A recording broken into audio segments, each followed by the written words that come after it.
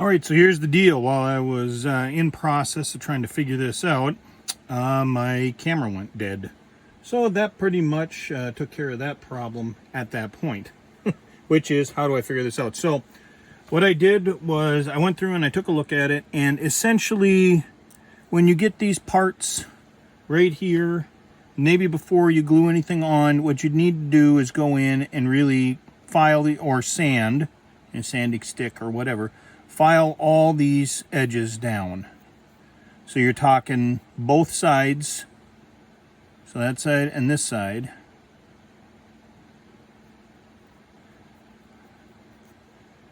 And then this. Now the only reason that I'm thinking you might want to put the rings in is with that pin on the back, it might interfere. And you can see I'm kind of, when I'm doing it, I'm kind of bowing this side out right here. So I need to, so what's happening is, for whatever reason, whether it is flash or just a design flaw or whatever, these parts are just a bit too tall here and a bit too wide.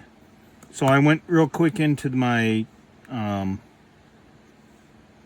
file and I created these based on pictures from the real deal. I'll put a picture at the end for you guys to see, but I just threw this together real quick, and of course I just dropped it, but, and I'll try and give you a good look. There's what I did versus what was already there. The thickness of the top part doesn't matter, because it goes in this way. That thickness is not a problem because it goes down. And honestly, they match up pretty close, especially after you've sanded them down. The important thing is, and where I'm going with all this, is that on this kit, these pockets need to actually be pockets. So when you put this in, like so, this part needs to slide underneath and slide in. You can see now that I've trimmed this up a little bit, it goes in right like, it looks like it's a pocket, and there's your ring. The problem that I have too is, once I've got this all prepared, it has broken the ring, and I just wanted something that was going to be easier to put in. And this, as you just saw, it just slides right in. Is it really that big of an improvement over the kit part compared to what you get? I'll let you decide based on what you see in the picture at the end, which is a very nice shot of the pocket, what you're looking for. So I'm not going to sit and say, well, this is the best thing since sliced bread and it gives you exactly what you need versus, you know, what the kit offers is just garbage. And I like what I made. Sorry, I like what I made better. I think it captures the look of it better. You decide. You're not gonna be able to flip these up on the parts that I made, and I'll probably just throw these up, like, I don't know, on Cults or something like that, so that anybody wants to print them off can print them. But for the most part, you just trim these plastic pieces up and you get the same thing. I am going to also recommend that these don't go on, because with the trouble that I've been having, it looks like they're going to be on there and they're going to bust off. I would rather come back to this later on for these photo etch parts right here and here. I would rather come back to these later on and glue these on after this is done. And I'm only saying that because I've started to have a few pieces come off while I'm maneuvering this around. And you don't want to lose pieces, and you really don't want to get upset. But for the, just, I guess, fine. for the viewership at home, I'm just going to run through this quick and glue these in. And so there is a little edge on the inside of here, if you can see it.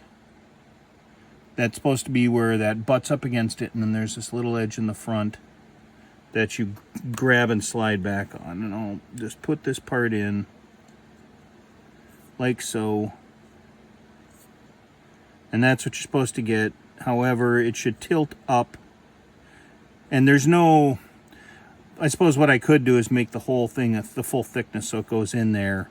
And it doesn't... What the problem is that it tends to bend down. And this is also with the kit parts too. Like so. So you wanna push it so you've got that lip in there like that. And it really fills in. There. Sorry, not really fills in, so that it really pushes back. You want this to look like a pocket.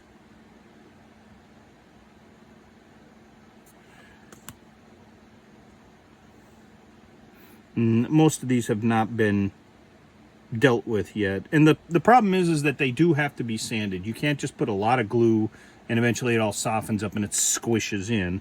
It's got to be sanded. And that was one of the reasons why I really wanted to make a 3D printed part, because then I can just make it the right size, slide it in, call it good. I'm not busting up any hooks. I could have trimmed those up before. I could have put them on when these braces were put on in step 8. There's a lot of possibilities.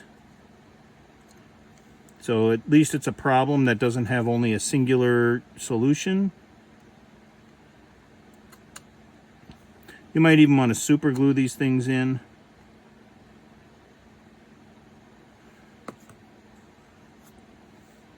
I'm just doing this, like I said, for completion for the video.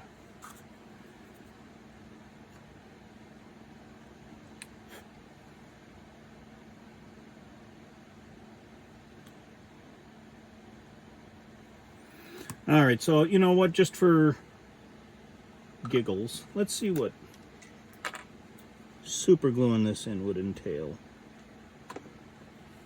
So what I'm going to do is put glue on the 2 edges. Okay, so I'm going to put some super glue on the back edge that's going into the abutment, and I'm putting some glue on this front edge that's going down in here, just to see if I can pull this off simply without any problems. Without any problems is a good joke at this point. And then just slide it in.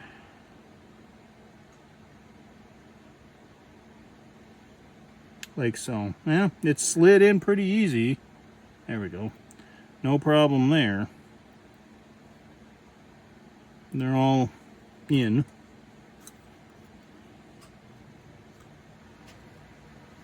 So, do it again.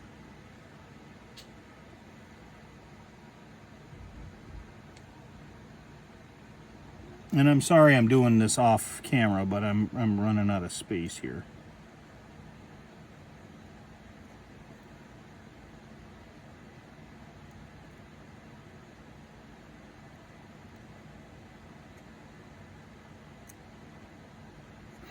There we go. And if necessary, you can use an accelerator, but yeah. Oh, that's locked in really nice. And the one I glued in,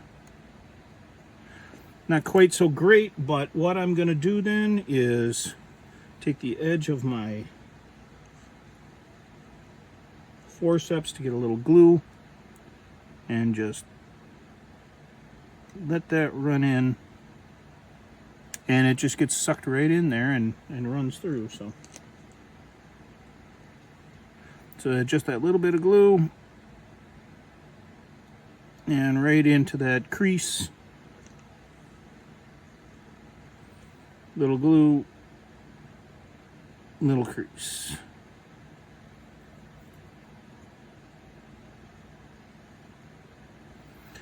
So I like the super glue application better than the tester's glue. Let's try it on this side and see if it goes just as quick. Now what I'm going to do is I'm going to clean this up where I had that little bit of glue on it, just to make sure that I'm not gluing my forceps to my part as I'm doing this. And I am grabbing it like so, so then I can just slide it in. And I can attach the super glue to it carefully, because I've just got a little puddle of super glue off screen. Just sitting right there. I'll say this. It's kind of goofy. I guess I kind of like these. Makes it easier. They're prominent on this trailer. The downside is they're not, I would say the word would be deployed.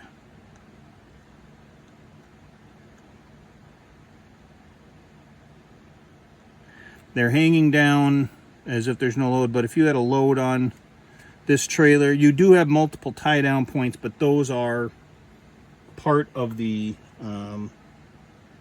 mechanism by which the load is held on. So that might be important if you're going to use this. That's now, in my mind, that's getting into the dual use. This is both a model kit then and a diorama.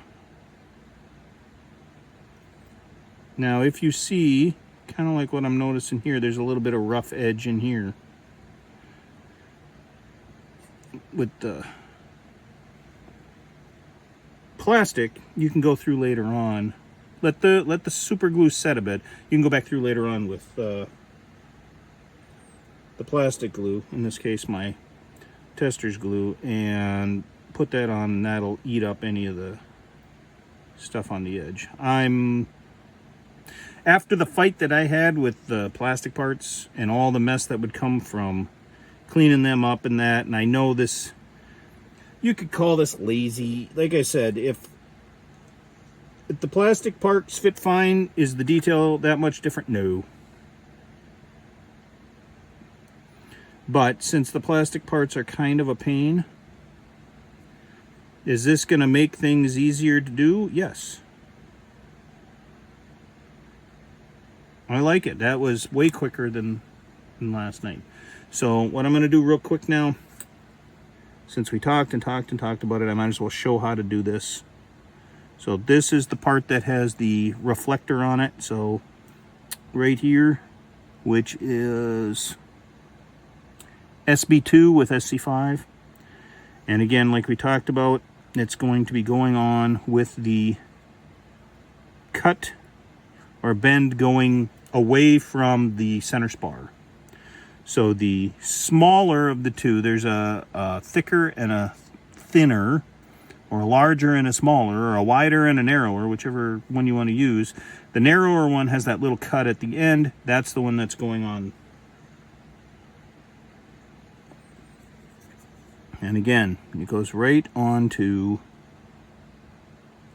this, but it goes straight up and down. And I'm going to change things just a touch and say that it goes right there next to that centerpiece glued on, just like that. That's how I'm going to say it goes. If I'm wrong, easy enough to take off and re-put back on. Again, I'm looking at this and saying that bend is going to go outwards, away from it.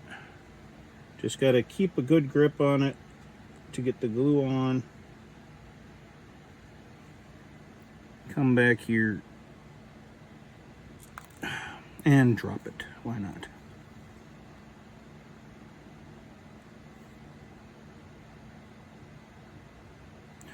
Okay, I had another question somebody asked, why do I keep all the extra time in here instead of just going over the highlights of each step? Wouldn't that be easier? Well, I think I've said this before in case you're jumping in mid-stream or whatever, and I want you guys to see how long this actually takes. You're not going to get some sort of sped up camera thing where, oh, hey, it took 5 minutes. No, this step here is taking almost an hour because of all the issues and that. You shouldn't feel frustrated and feel like you're a bad modeler When it's not you, it's just, you know, it takes time. And if you watch any other video online, you're given the impression that somehow you're not doing it right. Well, or, you know, you don't get the hints that you want on how to do this. I don't agree with that. So, again, this would be easier if I had 12 hands. So I want you guys to see, you know what, this is difficult. I like to consider myself to be a decent modeler, not just a noob or an intermediate. And it's still a challenge.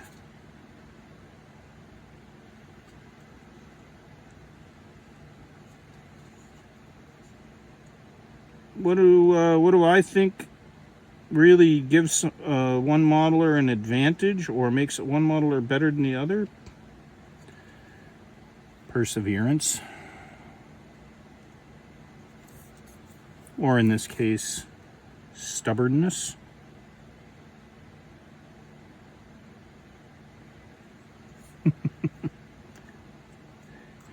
And if there's one thing my wife says about me, it's I'm all kinds of stubborn. I have no idea what she's talking about.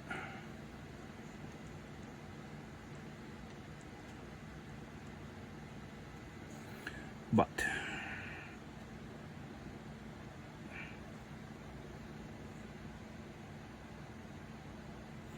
that gives you the idea of how these parts all go on. It took us an extra 16 minutes on top of roughly a half an hour before. So you're looking at 45 real minutes now that I figured out the problem of just actually getting these parts on, and we have not even stepped into the wheels yet. Again, if you wanted a quick build of this and that distresses you, don't distress. It takes a long time for everybody building this kit to build it. There's a lot of parts because there's a lot of detail to it. If you like the detail and you're like, you know, is this really good? Yes, this is giving you a ton of detail. Could you add more? Absolute. But you're getting every dollar's worth in detail and time. And that's without even fixing the problems.